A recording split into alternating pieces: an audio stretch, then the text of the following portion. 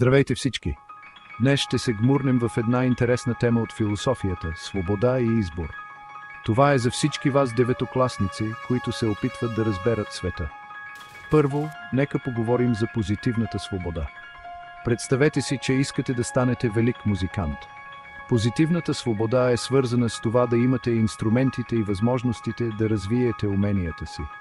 Все едно да имате достъп до инструменти, уроци и време за упражнения. Това е свободата да станете най-добрата версия на себе си. От друга страна имаме негативната свобода. Това е свободата от пречки или намеса. Помислете си за място, където можете да свирите музика без никой да ви казва да спрете. Негативната свобода е като никой да не ви спира, никакви ограничения. Това е отсъствието на бариери. И двата вида свобода са много важни. Без негативна свобода може постоянно да се сблъсквате с препятствия. Без позитивна свобода, дори ако никой не ви спира, може да нямате средствата да постигнете мечтите си. Нека да видим пример от реалния живот. Представете си, че сте в училище. Негативната свобода би означавала, че никой не ви пречи да учите каквото искате. Но позитивната свобода би означавала да имате добри учители, ресурси и подкрепяща среда, която да ви помага да учите. И така, коя е по-важна?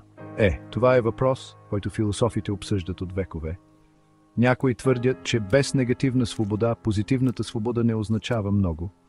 Други казват, че позитивната свобода е това, което наистина ни позволява да се развиваме. В крайна сметка става въпрос за баланс. Да имаш свободата от ограничения и свободата да растеш. Така че следващия път, когато мислите за свобода, не забравяйте, че не става въпрос само за това да сте свободни от нещо. Става дума и за това да сте свободни да станете нещо. Благодаря ви, че гледахте. Продължавайте да изследвате и да задавате въпроси. Ще се видим следващия път.